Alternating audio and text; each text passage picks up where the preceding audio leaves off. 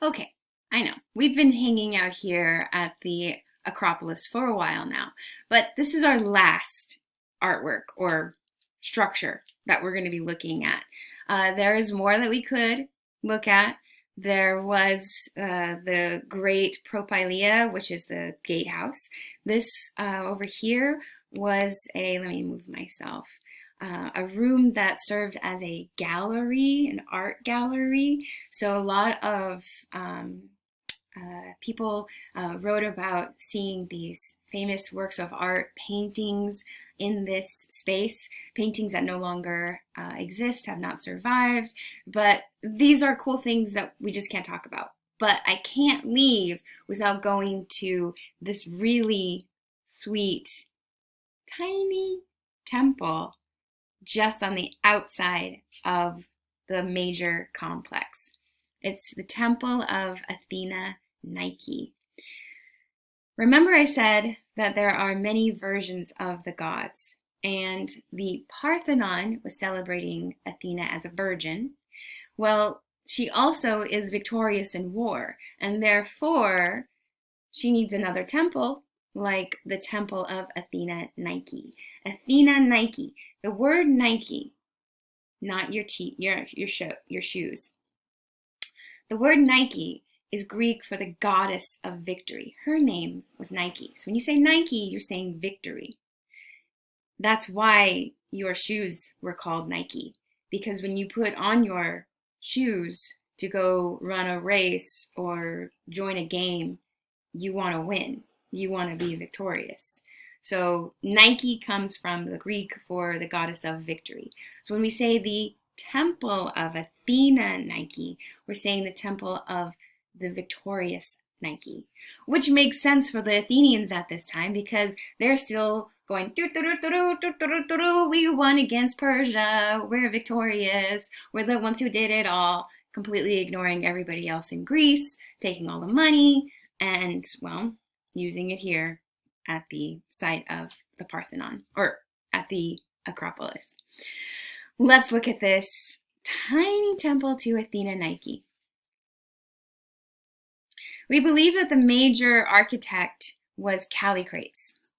And the Temple of Athena Nike is not the same or typical structure that we saw with the Temple of Athena and the Parthenon.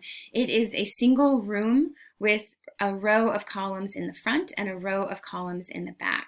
Now, just because we didn't learn about this type of temple doesn't mean that it's unique or unusual. We just didn't have the time to look at all the temple variations. Now, I've given you here the same information I just said. Athena Nike means victorious Athena. And Nike, because she is here to bring victory to Athena and to Athens, I need to introduce you to her formally. She's the goddess of victory. She is often attributed or seen wearing wings. She has golden sandals, and she will bring a wreath of laurels, or a wreath or a crown of some greenery to bestow on those who have been victorious. She is a daughter of a titan, his name is Pallas, and a goddess, her name is Styx. So we have this small temple, and it's located just outside the main temple walls or gates. So here's the main gatehouse. As you go up, there was a small staircase. Do I have an image of it? I don't have the image of the staircase, but it's right here. So it's a small, narrow staircase, and then the temple is right at the edge of the outcrop of the Acropolis. And she's facing east, so this is the back of the temple, and it's perched at the very edge of this cliff. Here it is. Oof, that's a far drop, right? So it's not part of the larger temple complex. However, originally there was a small, or I should say a low wall around the space that would have helped to unite it with the larger structure. Ah, there's my staircase. So you would go up this staircase, and then there would have been a low wall here. This is an artist's reconstruction of it. It's called a parapet. I'm giving you this word because it's going to be used when we look at the specific artwork for the Temple of Athena Nike. So this low parapet, this low barrier wall surrounded the edge of the cliff face behind the Temple of Athena Nike, and it was decorated with images of the goddess Nike bringing gifts, bearing gifts for Athena. Fractions of the parapet still survive, and this is your next artwork. So the official title is Nike Adjusting Her Sandal from the Parapet of the Temple of Athena Nike. So you see why I gave you the word parapet, so that you understand what this is and where it was originally located. This here is one of the images of Nike that was lined against the wall. Now, I know you might be thinking, multiple Nikes in one wall on one parapet? So are there like mini Nikes all flying around? I had the same question when I was a student. It seems as if there isn't a concern with adding multiples of Nike because it's seen as not only variations of Nike, but a larger symbolism of victory. And so to have multiple figures of her in a crowd is not going against the singular Nike, but showing how prevalent she is. Does that make sense? Okay. So here we are looking at a Nike, the Nike, Nike, goddess of victory. And we know it's her because we still have the shadow remains of her wing. We see a young maiden who is wearing this extremely fine fabric. Oh my goodness. Look how soft and supple it is. It clings to her body. Look at that. And then just behind her shoulder, we see this arch. That arch is her wing. And it comes down and we see the wing tips of her feathered wing. Now, most of the detail is gone. It probably was painted onto the surface of the marble. Obviously, her face has been removed. Take away her power by removing her face. And she's doing something here. What's she doing? What's she up to? Folds, clinging to her thighs, her belly, her breast. She's, well, as the artwork says, adjusting her sandal. And I said that she's also known for wearing golden sandals. So imagine these to be her sacred golden sandals.